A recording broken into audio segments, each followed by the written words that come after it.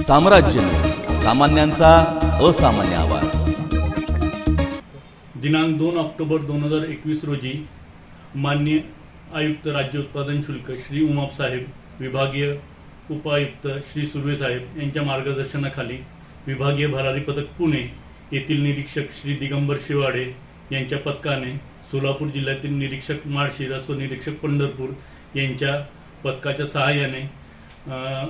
सायंकाळी गस्ती दरम्यान एका त्यांना बंद कंटेनरमधून गोवा राज्याची वाहतूक होत असल्याचे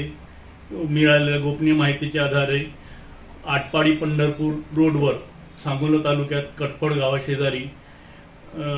ते बंद कंटेनर थांबवून